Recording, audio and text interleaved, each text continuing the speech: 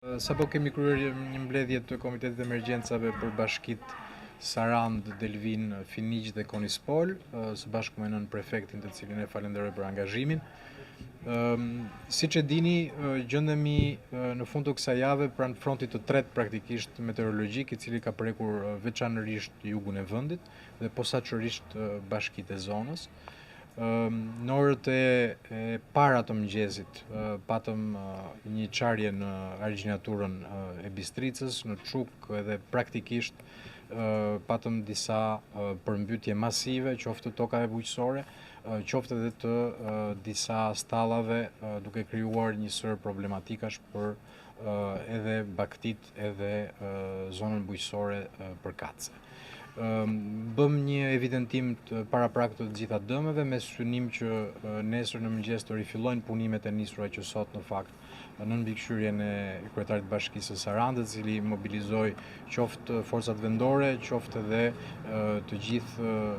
forcat private, mjete dhe pajisje, në mënyrë që të mbyllet argjinatura ato 4 qarje që ka pësuar nga presioni i madh i shirave. Duhet kuptojmë që në dhënat meteorologjike që kemi dhe historike që kemi për zonën ka më shumë se sa 4 dekada që nuk kemi pasur fenomene qoftë rrëshqitjesh të tilla masive, qoftë vërshimesh masive në drejtim të Çukës. Për pasojë kemi vepruar në mënyrë që kemi koordinuar përmes Agjencisë Kombëtare të Mbrojtjes Civile edhe forcat e armatosura, ju e dini që kanë qenë në terren sot, qoftë për të evakuuar persona, qoftë për të ndihmuar personelin bujqësor të stallave në lartësitë e zonës, qoftë për të evakuuar gjithashtu baktit. Ka pasur një sër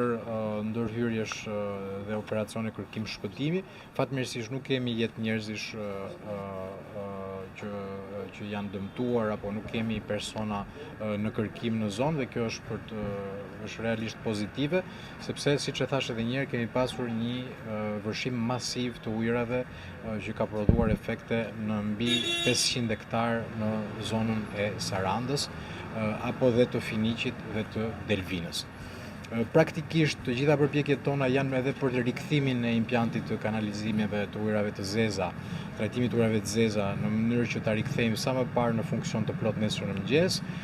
për një sër impjantesh, qoftë ujësjellsave, qoftë edhe të ujrave të zeza, është faktikisht ulja e energjisë elektrike për efekt të vërshimit të ujrave që ka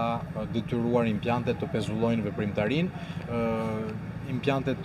konsiderohen funksionale dhe nga momenti që do rikthehet energjia dhe do janë ulur dhe ujrat, do mund të funksionalizohen dhe të kemi një situatë praktikisht kur rikthehet normalitet, qoftë kanalizimet, qoftë edhe uji i pishëm.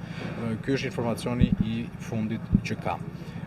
Kemi gjithashtu 25 familje të evakuuara në Bashkinë e Sarandës, të cilat do akomodohen nga Agjencia Kombëtare e Mbrojtjes Civile dhe nga Bashkia, qoftë me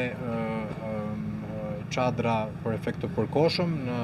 habitatin e tyre, qoftë edhe pastaj për të gjetur një zgjidhje më përfundimtare fal edhe Bashkisë së Sarandës. Kemi gjithashtu një situatë paksa ndryshe në lartësitë e Finiqit, në lartësitë e Delvinës. Siç e dini, në mbar vendin ka pasur rrëshqitje masive dherash, rrëshqitje rrugësh apo infrastrukturash apo urash. E njëjta gjë ka ndodhur dhe në Finiq dhe në Delvin, dhe përpasoj kemi një sër fshatrash që janë aktualisht me akses shumë të vështirë, veçanërisht në Finiq, Dhivri, Cerkovica dhe Shëndreu. Në Kostar kemi 70 banor praktikisht që kanë një akses shumë të vështirë. Jemi siguruar fal kryetarëve të bashkive që të paktën të kenë çfarë i duhet në dispozicion për këto orë të para, këto ditë të para, qoftë në ushqim, qoftë në akses shëndetësor,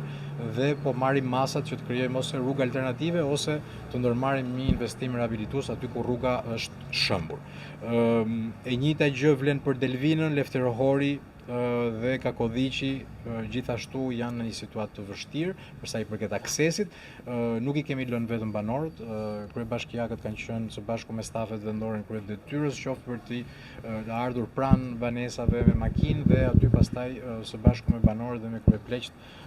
kanë ofruar ato lehtësitë e nevojshme. Janë të gjithë në gjendje të mirë shëndetësore dhe kjo është ajo që është e rëndësishme, dhe do hyjmë pastaj me ndërhyrje rehabilituese, qoftë përmes